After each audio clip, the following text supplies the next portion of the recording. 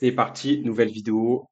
Comment négocier le prix d'un bien immobilier. Donc, sous cette vidéo, je vous ai mis un fichier PDF à télécharger que vous pouvez garder avec vous, avec toutes les questions finalement à poser au vendeur et même toute la documentation que vous allez devoir demander pour faire une bonne négociation.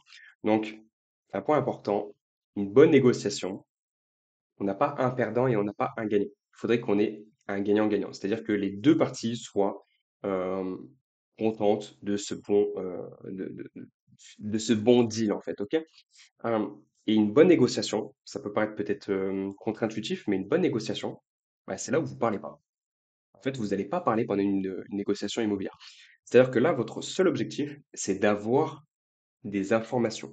Plus vous allez avoir des informations qui vont arriver à vos oreilles, et plus vous allez pouvoir négocier le prix du bien immobilier.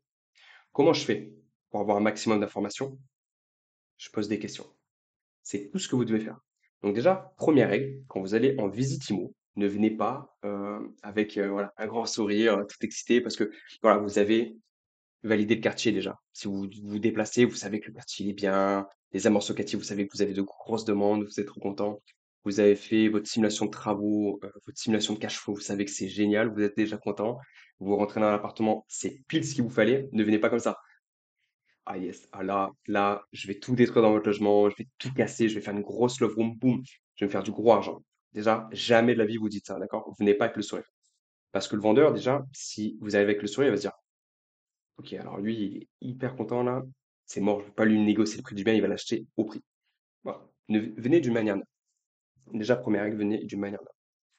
Un peu détaché, d'accord? Vous êtes un professionnel de l'immobilier, vous avez d'autres visites en cours, vous venez, ok, parce qu'il peut être intéressant, mais voilà, sans plus, ok? Deuxième règle, posez un maximum de questions ouvertes et taisez-vous après.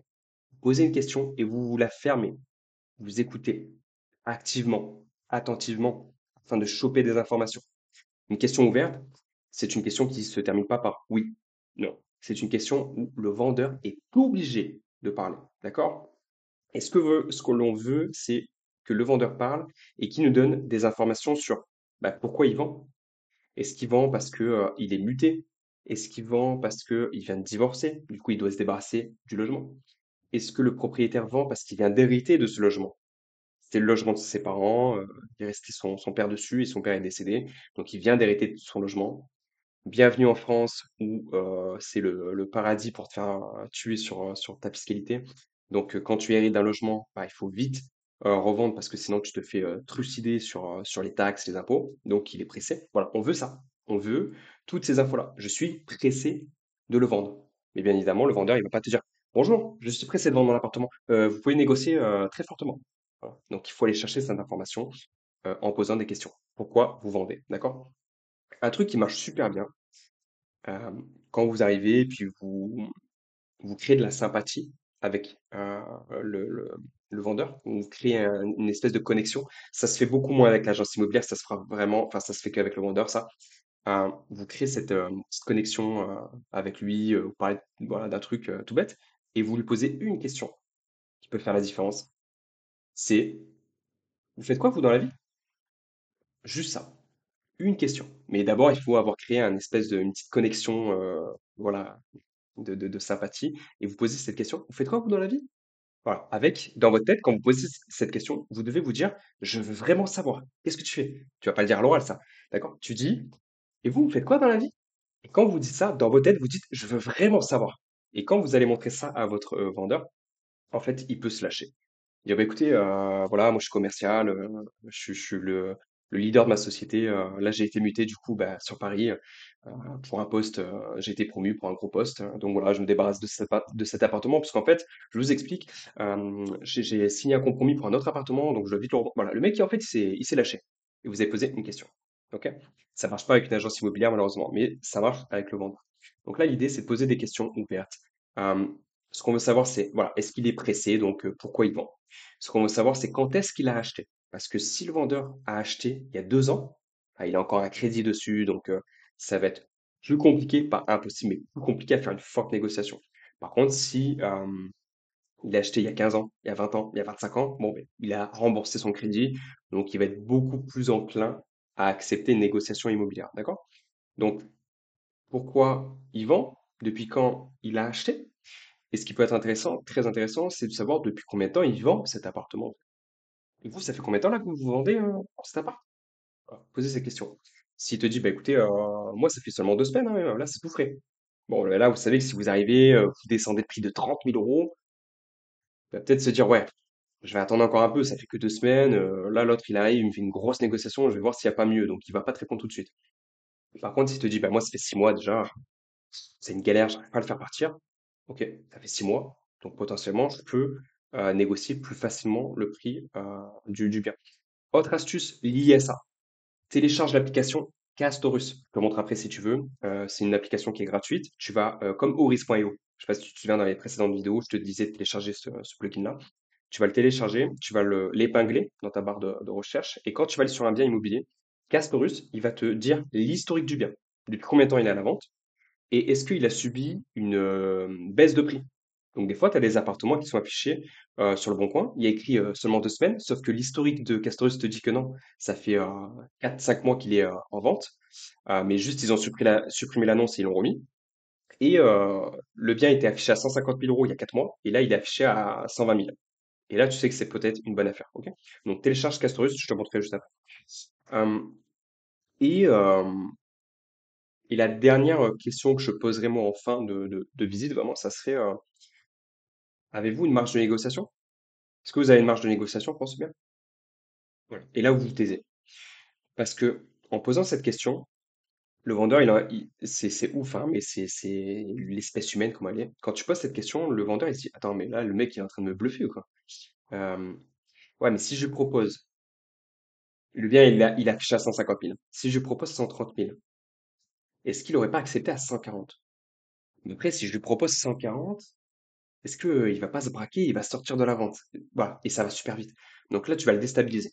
Et c'est ce qu'on veut créer. On veut le déstabiliser, d'accord? Un livre que je te conseille d'acheter, si tu veux t'entraîner à la négociation, bon, ben déjà, ça serait l'art de la négociation. Je crois que c'est un truc comme ça, l'art de la négociation. J'ai pas le livre chez moi, je crois que je l'ai ici. Non, il est resté en France.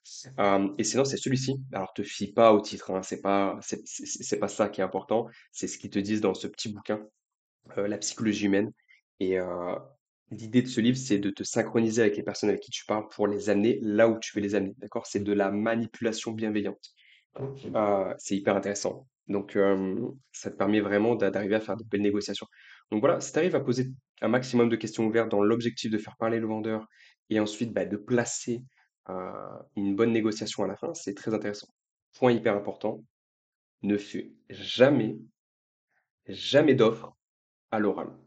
Parce que si tu regardes ton vendeur, voilà, tu as fait le tour, tu as regardé un petit peu les éléments, tu vois qu'il y a des travaux, qu'il est vétuste, et que tu lui dis, bon, bah, écoutez, il est affiché à 150 000, tu lui dis, bah, écoutez, moi, je vous en propose 120 000 euros. Comme ça, à la voix, tu vas le braquer. Il aura pas le temps. En fait, c'est comme si tu l'avais braqué. Il aura même pas le temps de prendre du recul sur la situation. Il va se sentir mal à l'aise et dans 99% des cas, il va te dire non. Il va te dire non. Donc, tu lui dis, écoutez, il m'a l'air intéressant. Maintenant, c'est vrai que il nécessite des travaux de rafraîchissement, hein. On le voit bien. D'ailleurs, ça fait combien de temps que vous n'avez pas fait de travaux ici? Bah, vous posez cette question aussi. Ça fait combien de temps que vous n'avez pas fait de travaux, vous, dans ce logement? Au lieu de dire, ouais, il est moche, il est pourri, regardez la moquette, c'est dégueulasse, la peinture qui s'écaille. Bah, moi, jamais de la vie, je vous en offre le prix affiché, hein. Jamais de la vie, il est pourri votre appart. Vous dites jamais ça.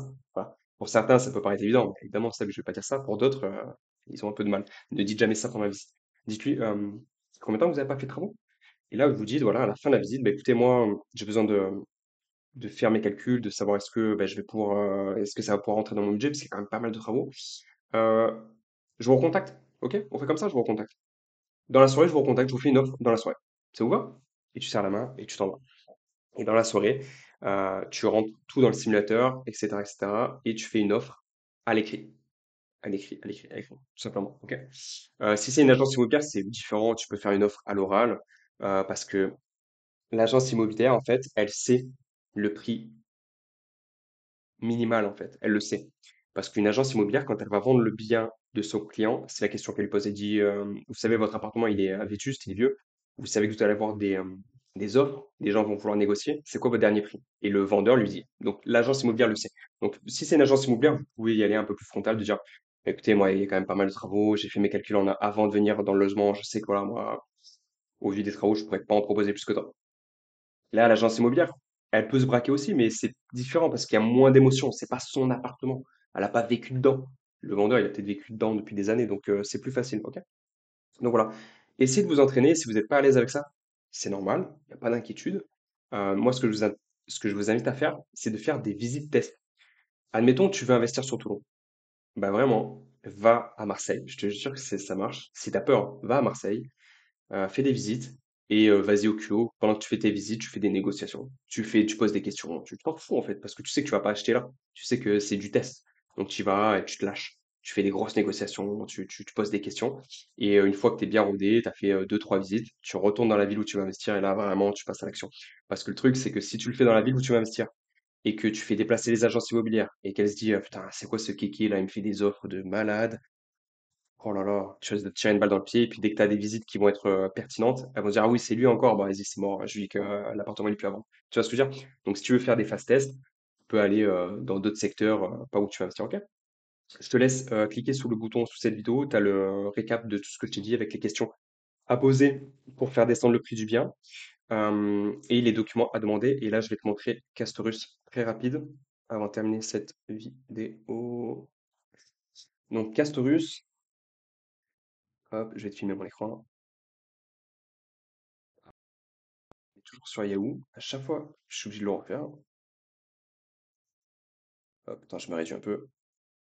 Hop.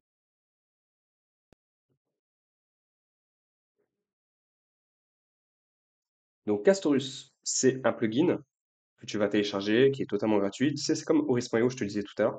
Donc voilà, tu vas ici. Je crois que je l'avais avec le compte de la société.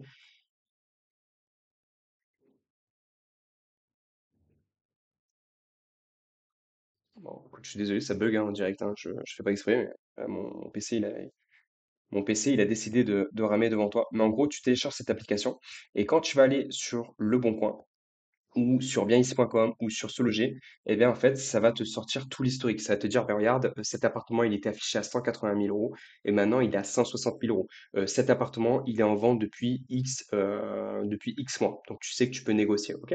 Donc, voilà, Castorus, tu tapes ça dans tes extensions Chrome, tu le télécharges, tu le mets en épinglé. Comme ça, si tu le mets pas en épinglé, en fait, ça va pas apparaître dans ta barre de recherche. Tu le mets en épinglé et après, bah, tu n'as plus qu'à l'utiliser. Je te dis à très vite pour une prochaine vidéo.